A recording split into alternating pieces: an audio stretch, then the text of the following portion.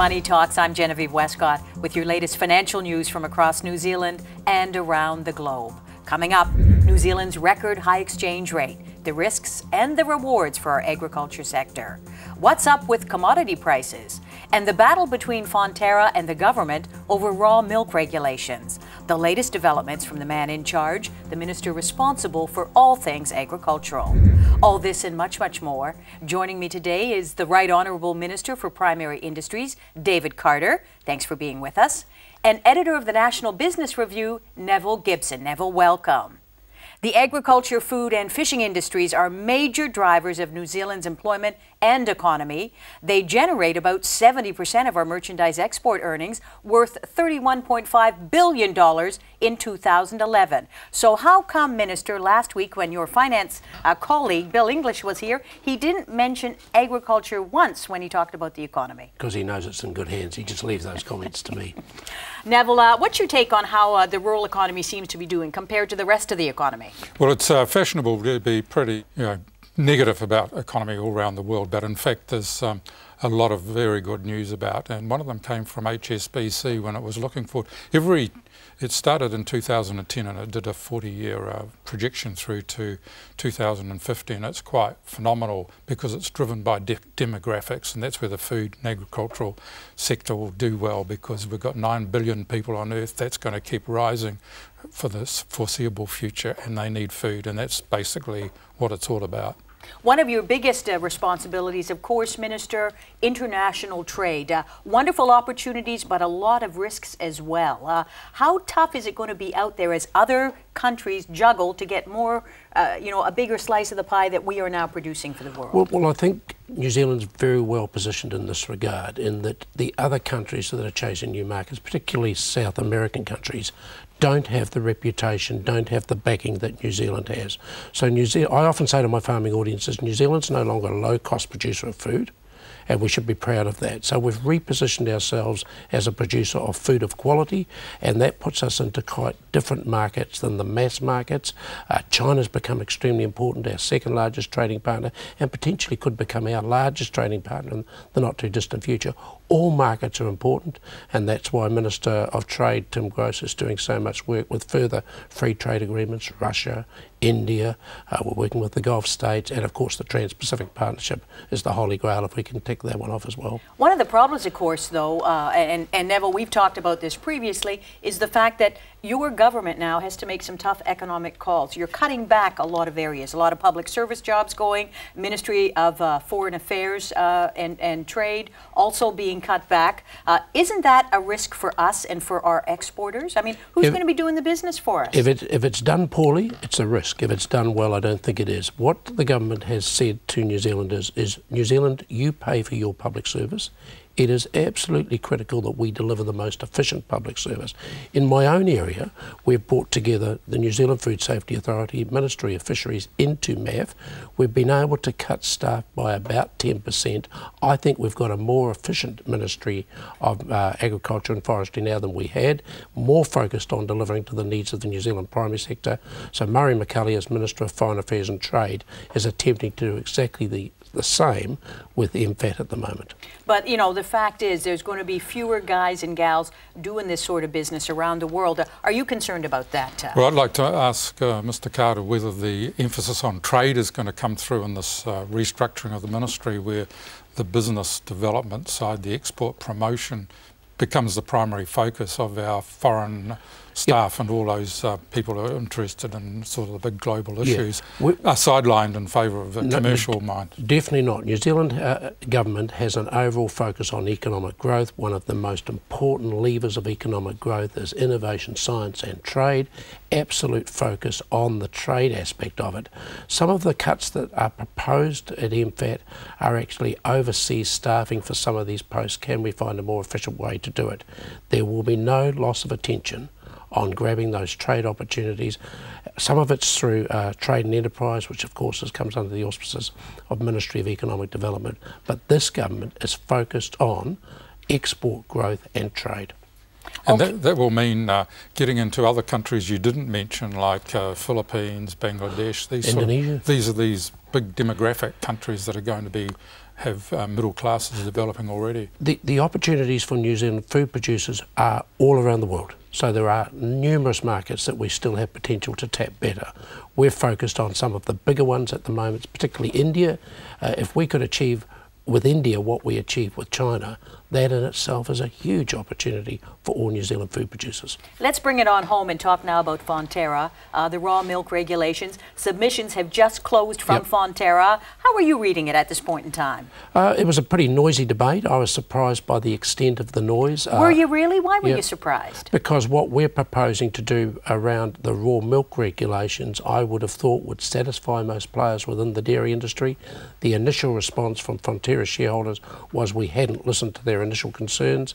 I've taken the opportunity of going to a large number of farmer meetings saying, hang on, you asked for this and this is what we're delivering. What this is all about is delivering the most efficient dairy industry for New Zealand. So it's not about delivering to Fonterra, it's not about delivering to the other independent processors, it is what delivers the most efficient dairy industry for New Zealand. In fact, the Fonterra submissions said that they wanted to ease out rather than cold stop some of the supply and that sort of thing. And you don't hear a lot of noise from the independent processors once they've got a network of suppliers. I certainly hear quite a lot of noise from the independent processors, but that's another story. What this is about is recognising that when Fonterra was formed, it was given a near monopoly status. Everything's fine if Fonterra has the pressure to continue to perform, and it's a great company. All New Zealanders should be proud of the performance of Fonterra over the last 10 years. But if it was to become a non-performer, and because it is so dominant in the New Zealand economy, that starts to affect the livelihoods of all of us. So there must be some competitive pressure kept on Fonterra to make sure it continues to perform. Now, as I understand it, until the raw milk regulations are sorted, they can't move on to TAF. Is that correct? TAF Trading among farmers? Well, TAF is part of the program that's been put out there for consultation. Trading amongst farmers is about giving Fonterra a more stable capital structure so that it can grab an immense number of opportunities that exist for Fonterra around the world. Trading amongst farmers is something Fonterra must decide it wants to deliver. And a lot of farmers are unhappy. Are you That's right. hearing that as well? Definitely I am. And the government's position on this is Fonterra must decide whether it wants trading amongst farmers.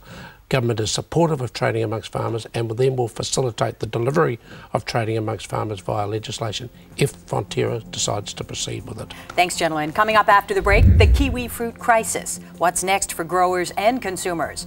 The government pumps money into a Hawke's Bay irrigation scheme.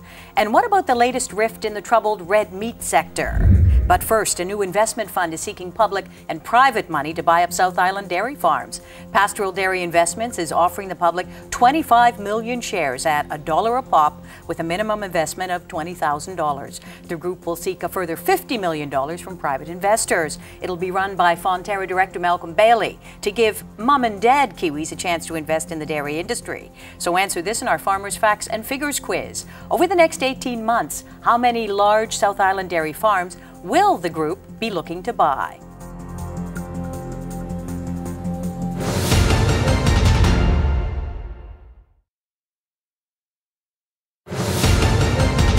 Welcome back to Money Talks. Just before the break, we asked you, over the next 18 months, how many large South Island dairy farms will Pastoral Dairy Investments be looking to buy?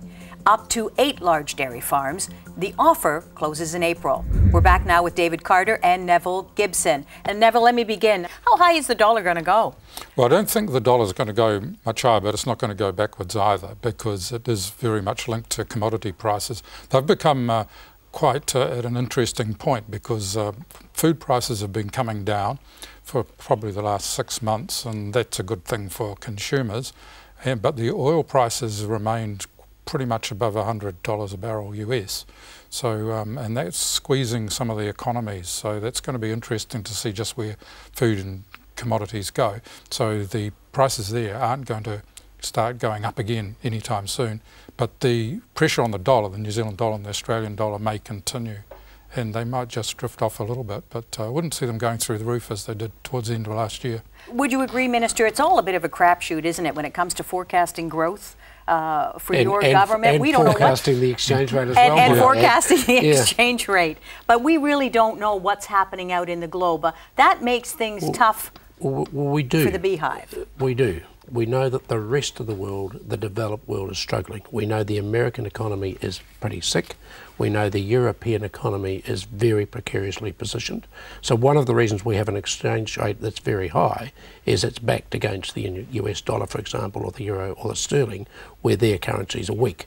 The other thing about the strong exchange rate is there is a correlation then between the Fonterra payout and the exchange rate. So we do have relatively strong commodity prices, which drives the dollar a bit higher. We have the weakness in the other overseas markets. Where it goes to in the future, I'm like Neville, I'm not going to try and predict. Well, and as a sheep and beef farmer, you got to be ecstatic over how well you guys are doing at this point in time. We've got confidence in the sheep and beef sector that we haven't seen for 30 years. Having said that, the meat prices have come back quite dramatically over the last couple of months. The companies are telling me that they're not fulfilling orders in the UK, for example. So there's a little bit of worry now as to where the price for sheep meats may settle over the next month or so. One of the sectors that's never seemed to have gotten its act together, and you'll know this better than anyone, is the red meat sector. We see now that there's a fallout between Silver Fern Farms, the CEO, and New Zealand Beef and Lamb. Are you ever tempted to get involved there? Well, I've attempted to try and get the meat sector to work together. The red meat strategy, I think, was a good document saying there weren't gains to be made by the companies becoming a bit more collaborative in their approach to marketing. It's a tough sector. There's some very strong personalities. I was surprised and disappointed with the comments that came from Keith Cooper, Silver Fern Farms, recently. Those comments are better not played out in the media. He sat around the Beef and Lamb board for a period of years. If he had some issues then, that's where they should have been discussed. One of the biggest problems now that the agricultural sector has had to deal with is PSA and the kiwi fruit industry. How much of a blow is that, do you think, Neville, for us internationally in terms of reputation? Well, it's probably not so bad in terms of reputation because the fruit aren't affected, and what fruit will be exported will be up to the same standard. And of course other countries, Chile and Italy, have been hard hit, so it's a well-known industry disease, and so Zespri and others have to live with it. But the key to it is whether we've tackled it the right way, because we've got this running problem between Zespri and Turners and Growers, and Turners and Growers now owned effectively by a German company, or will be, and they'll be really pressing to get their hands on kiwi fruit imports into Germany, because that's going to be quite critical. So that debate's going to ramp up. It's been somewhat complicated by the fact that Turners and Growers has its own kiwi fruit varieties, which have proved to be quite resistant to the disease. Very resistant. And there's going to be a supply problem from New Zealand. And yet they can only sell into Australia. That's right. And that's a bit of a curly one for Mr. Carter. Well, they can actually work with Kiwi Fruit New Zealand in a collaborative marketing structure with Zespri and find a way to export to Germany. There's the ability to do that. I'm going there in the next week or two to have a look at these resistant varieties. There's more than one. Certainly Turners and Growers have one. I think the more important thing around PSA and the incursion was your opening remarks about 70% of New Zealand exports are associated with the primary sector. That is why biosecurity is just so critical, and we think the primary sector is well balanced to take New Zealand through these difficult economic times. Biosecurity could be the wrecker of that. Could the government have done more to help the kiwi fruit growers? How much money have you pumped in now to help solve it? 25 million? Within 3 days we had a package worked out with the industry, 25 million of government money, 25 million of industry money. It's been about taking time to actually find the solutions.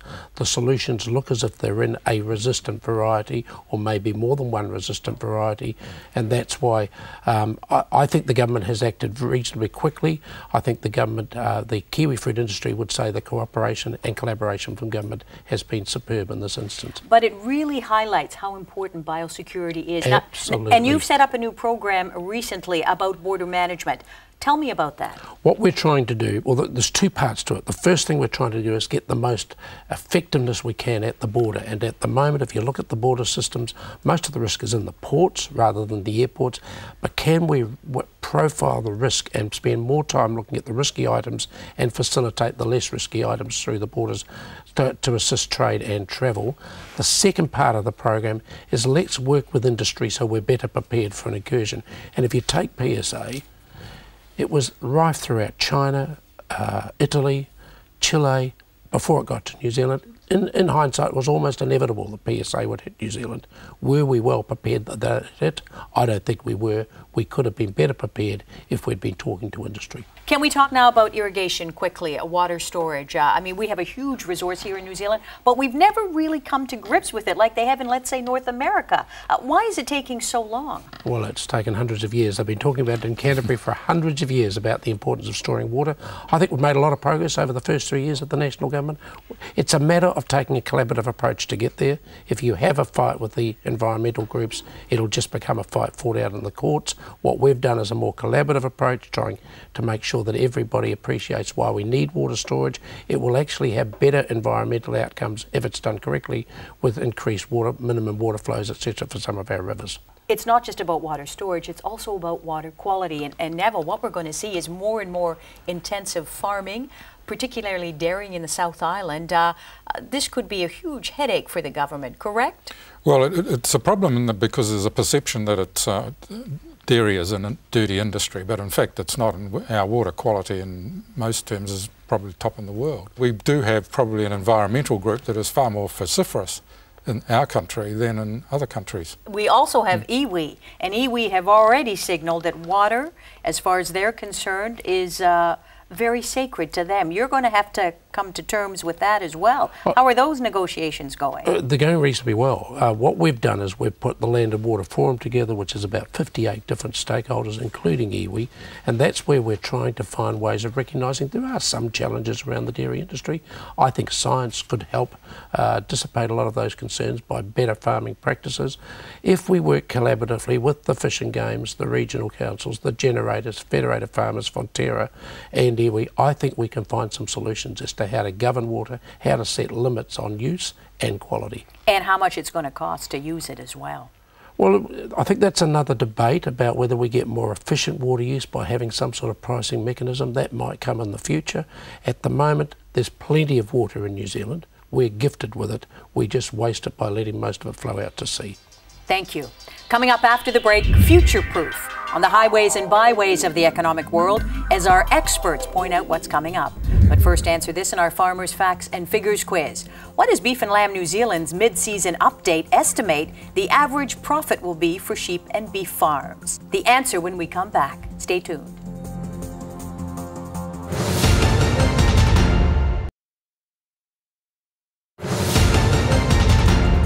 Welcome back to Money Talks. Just before the break, we asked you, what does Beef and Lamb New Zealand's mid-season update estimate the average profit will be for sheep and beef farms?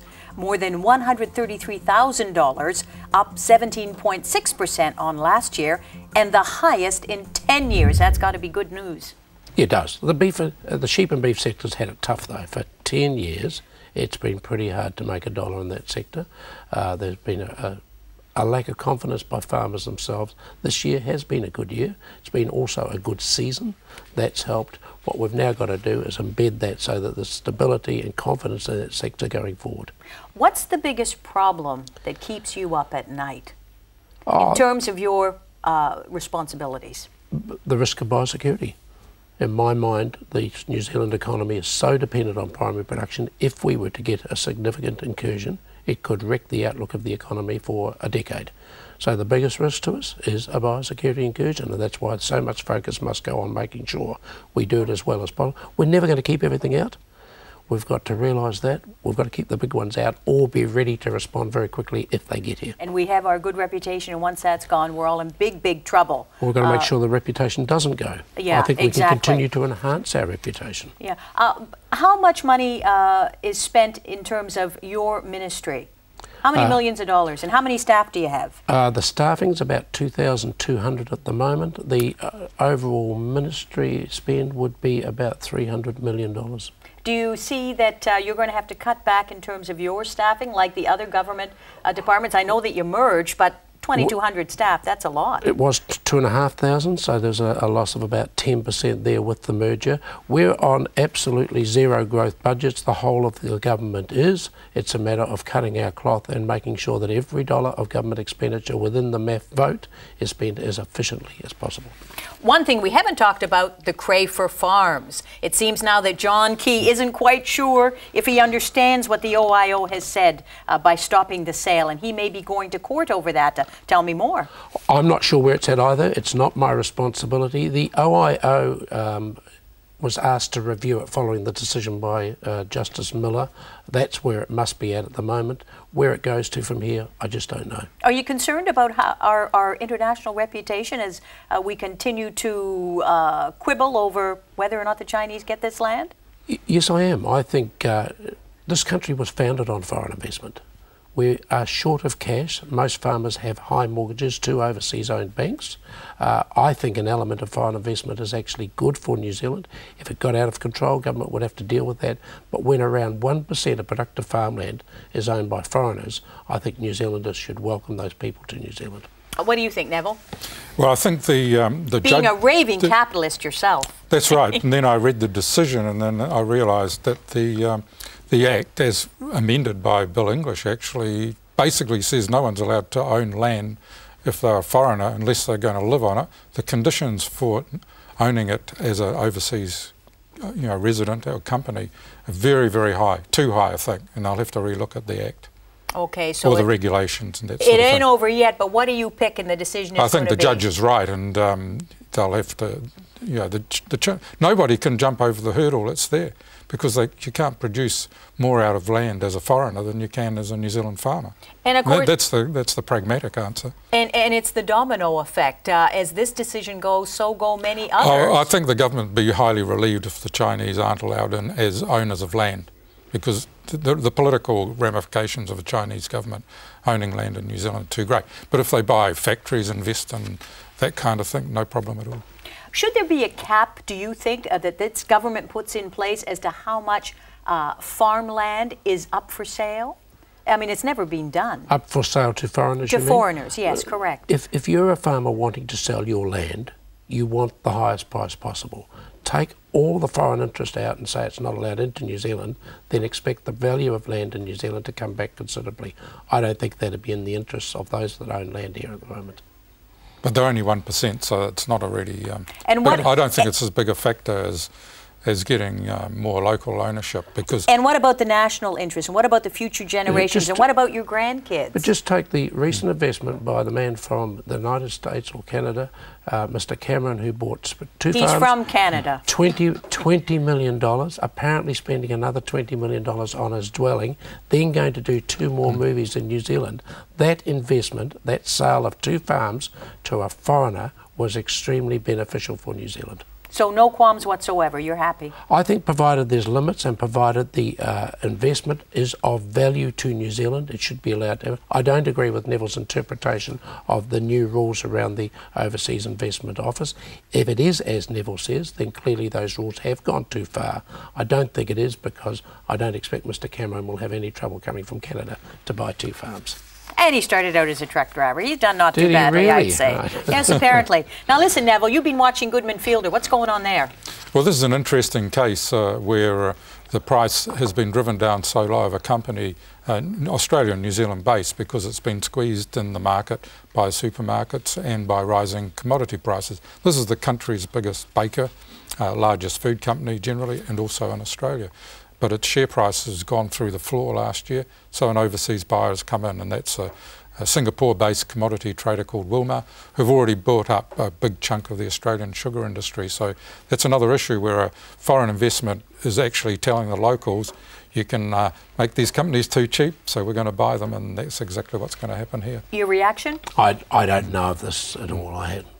I just don't know what Neville's... But that's the kind of foreign investment that will actually probably be better off, because if local investors don't want to know about Goodman Fielder, let someone else come in. That's right, and we're in an international market where capital flows are allowed to flow in and out of New Zealand.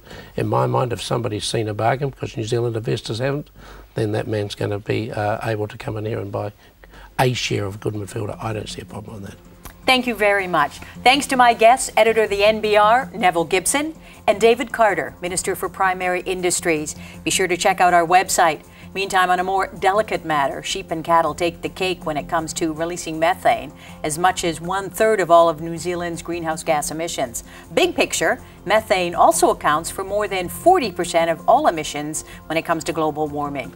But remember, most methane is caused by rice paddies and wetlands, not farm animals. Although I can't help but think those hippos have a lot to answer for. Wow, look how big he is. Oh my gosh, there he comes.